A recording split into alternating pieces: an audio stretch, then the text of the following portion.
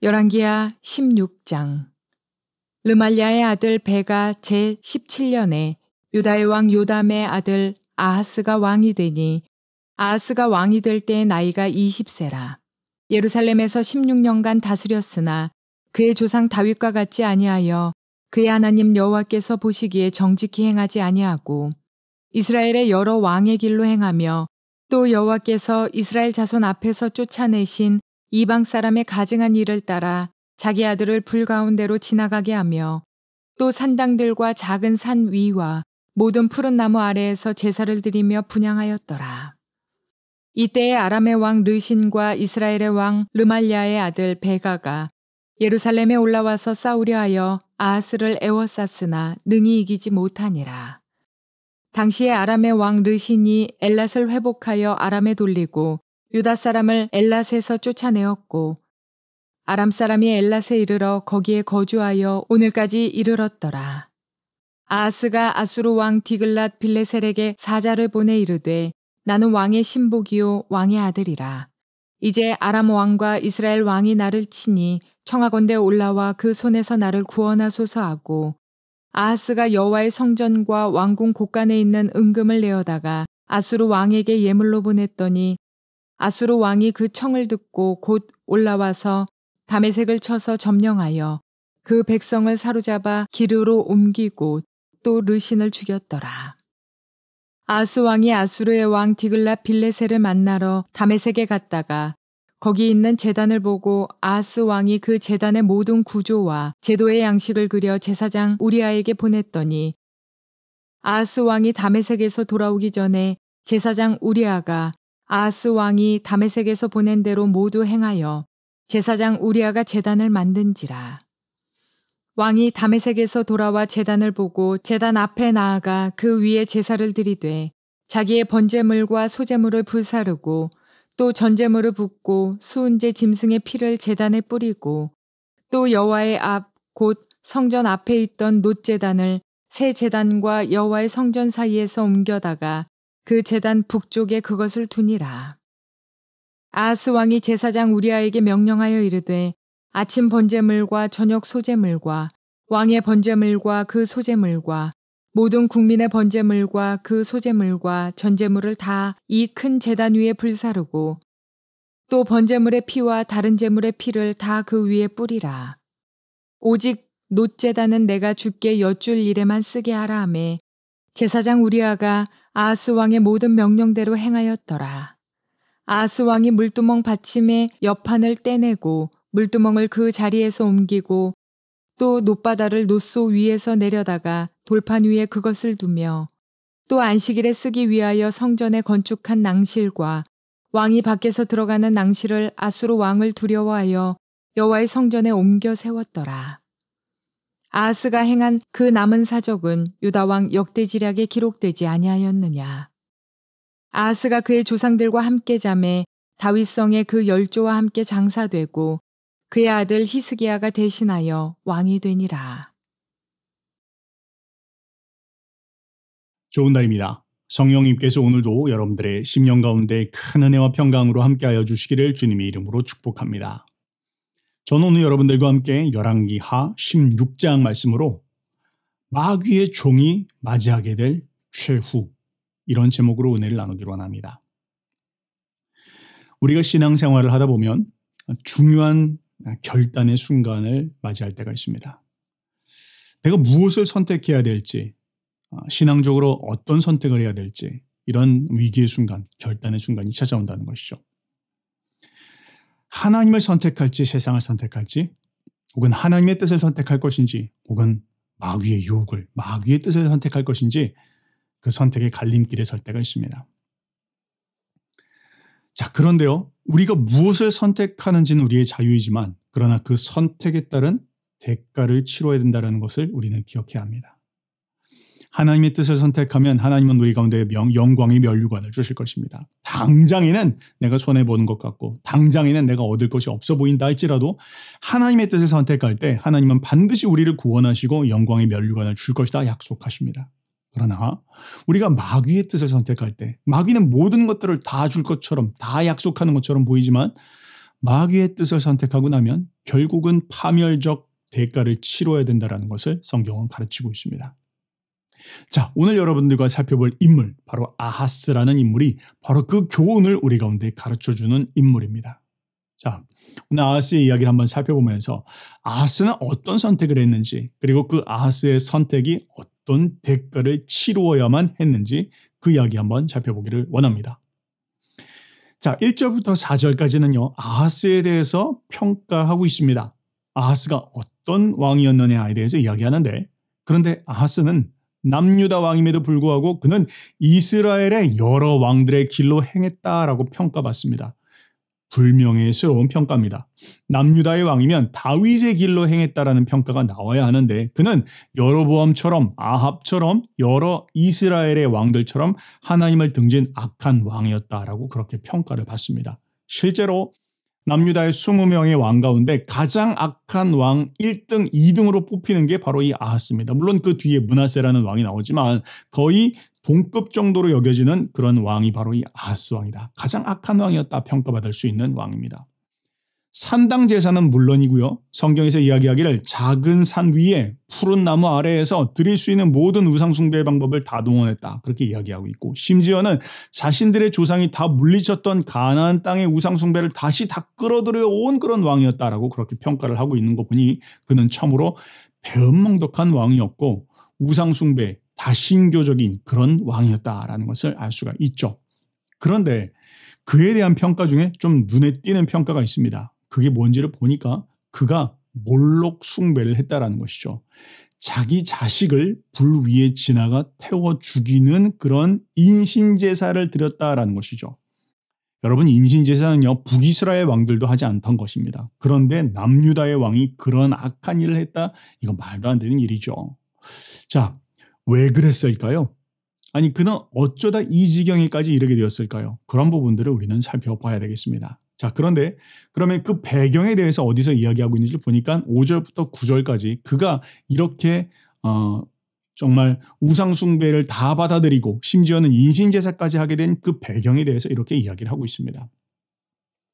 자, 5절부터 9절까지는요. 당시의 정세를 조금 이해를 할 필요가 있습니다. 자, 당시에 가장 떠오르고 있는 신흥 세력이 바로 아수르라고 하는 그런 제국입니다. 아수르 제국은 메소포타미아로부터 발흥해서 티그리스강 유역으로 발전한 그런 국가인데요. 이 국가는 아주 막강한 군사력을 바탕으로 해서 제국으로 성장한 국가입니다. 이 국가에 대해서 이사야는 이렇게 설명을 했습니다. 이 아수르는 하나님의 진노의 막대기다. 그러니까 아수르가 지금 이렇게 강력하게 일어나게 된 이유는 하나님께서 죄로 찌들고 우상숭배로 찌들어 있는 남유다와 북이스라엘을 심판하기 위한 도구로 하나님께서 아수르가 커나가도록 허락하셨다라는 것이죠. 자, 그런 무시무시한 그런 제국으로 커나간 그런 나라인데요. 이 아수르 제국이 강력하게 이렇게 팽창 정책을 펼 수 있었던 데에는 그들의 아주 공포스러운 그런 정책의 그 근본이 있습니다. 어떤 일을 했는지를 보니까 그들은 철저하게 자신들이 짓밟고 공격하는 나라를 조공국으로 만들었습니다. 강력한 군사력을 바탕으로 해서 나라를 침략을 하고 그리고 그들이 조공을 바치도록 했다는 것이죠. 그런데 만약 그들이 조공을 바치는 조공국이 되지 않기로 하면 그들은 완전히 그 도시나 그 나라를 완전히 섬멸하고 완전히 진멸시켜버렸습니다. 힘으로 응징을 했다는 것이죠. 그래서 그들이 어떤 일을 했는지를 보니까 그렇게 해서 점령을 한 후에 만약 조공을 바치지 않겠다라고 한다면 포로들은 대부분 다 참수를 시켰고 어떤 경우에는 산채로 그 산 사람의 껍질을 벗겨서 죽이기도 했다. 너무너무 잔인하지 않습니까? 그런 짓을 했다는 것입니다. 그리고는 반역의 우두머리가 되는 사람들은 머리를 잘라다가 성벽에다가 그 창으로 꼽아놓고 사람들로 하여금 절대로 저항하지 말아라. 이런 메시지를 성사람들이 알도록 했다는 것이죠. 아주 무시무시한 그런 사람들이었습니다. 그리고 또 그렇게 해서 정복하게 되면 그 피정복지에 있었던 사람들을 그 자신들의 고향에 머물게 하지 않고 다른 지역으로 완전히 타 지역으로 다 흩어버렸습니다. 그리고는 그렇게 흩어진 지역에서는 다른 민족들과 혼인을 하도록 강요하였습니다. 어떤 민족 단위 혹은 어떤 나라로서 그들이 다시 힘을 가지고 일어날 수 없도록 완전히 그 허리를 끊어버리는 일들을 했다는 것이죠. 바로 그것이 그들의 정책이었습니다. 그러니까 얼마나 그 정말 공포스러운 그런 정책을 가지고 나라를 다스렸는지 우리가 알 수 있죠. 그런데 그 아수르 가운데서도 가장 강력했던 왕이 바로 티글랏 빌레셀, 우리가 오늘 여러분들 보는 이 배경이 되어진 왕입니다. 그 티글랏 빌레셀 3세, 그때 당시가 가장 왕성했던 황금기였는데요. 그는 강력한 군사력을 바탕으로 해서 서진 정책을 폈습니다. 자, 그런데 여러분, 아수르에서 서쪽으로 계속 나가면 어디입니까? 지중해인데 그 지중해 방향으로 계속 나가면 처음에 도달하는 게 아람이고 조금 더 밑으로 내려오면 북이스라엘이고 조금 더 밑으로는 남유다, 그리고 더 나가게 되면 애굽까지 나가게 됩니다. 그러니까 지금 이 아수르는 결국 최종 목적지 애굽까지 가기 위해서 그 주변에 있는 나라들을 섬멸해야 되는 그런 목적과 속셈이 있는 것이죠. 자, 이런 상황 가운데 지금 아람과 북이스라엘은 난리가 났습니다. 저 강력하게 일어나고 있는 아수르를 막아내야 되는데, 그런데 그럴 수 있는 힘이 참 부족한 것이죠. 자기들 혼자 힘으로 할 수 있으면 좋겠는데 그럴 수가 없는 상황이죠.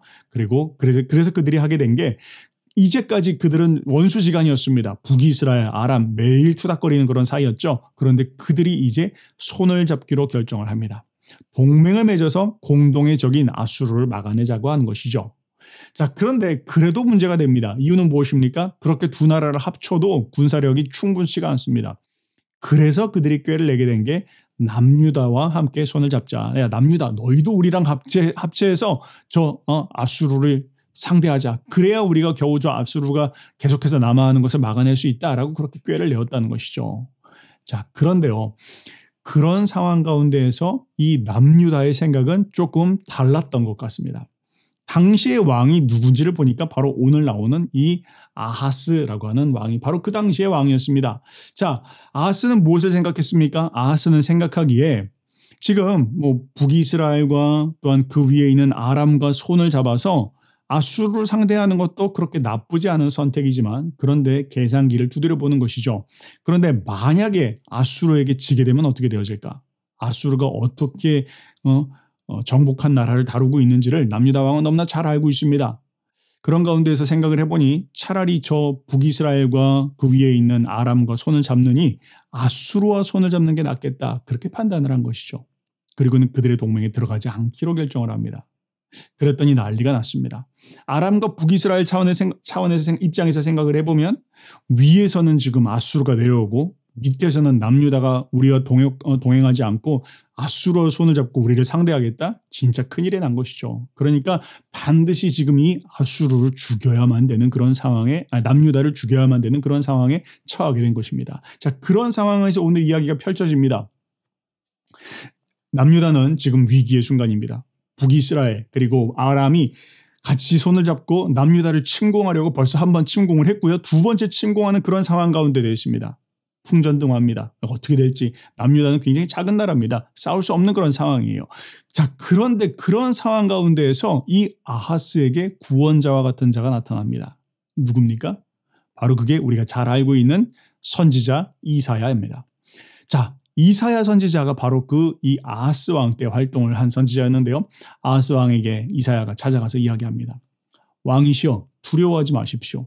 저들의 계략은 성공하지 못할 것입니다. 저들이 손을 잡고 아무리 왕을 상대한다고 할지라도 하나님께서 왕과 함께 하시니 왕이 저들의 계획은 이루어지지 않을 것이고 왕이 반드시 이길 것입니다. 그러니 여호와를 의지해야 됩니다. 여호와를 의지하면 여호와께서 반드시 왕에게 구원을 주실 것입니다. 그렇게 예언하기도 하고 설득합니다. 자, 이제 하나 남았습니다. 아하스는 무엇을 선택할 것인지 그는 결정해야 합니다.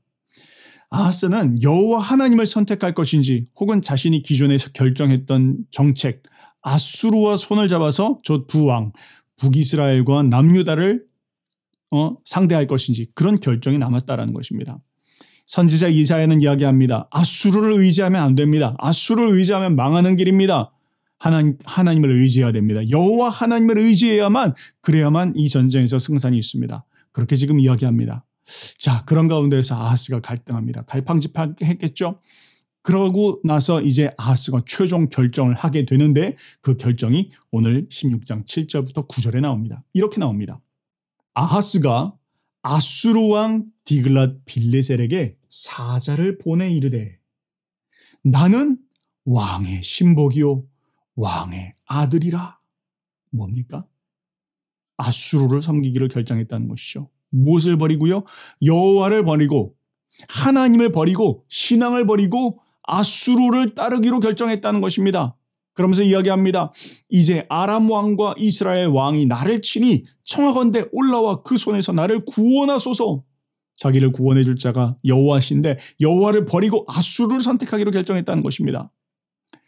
아하스가 여호와의 성전과 왕궁 곳간에 있는 은금을 내어다가 아수르 왕에게 예물로 보냈더니 아수르 왕이 그 청을 듣고 곧장 올라와서 다메섹을 쳐 점령하여 그 백성을 사로잡아 기르로 옮기고 또 르신을 죽였더라. 야, 아수르는 정말로 이게 웬 봉이냐 했을 것입니다. 남유다가 그냥 자기가 자기 발 아래 내려와서 자기를 도와달라고 하니까 침공할 수 있는 좋은 그런 명분도 얻었습니다. 그리고 여차 그냥 내려와서 아람의 다메섹을 완전히 정복해버리고 그 왕 르신도 죽여버렸더라. 그렇게 이야기하는 것입니다.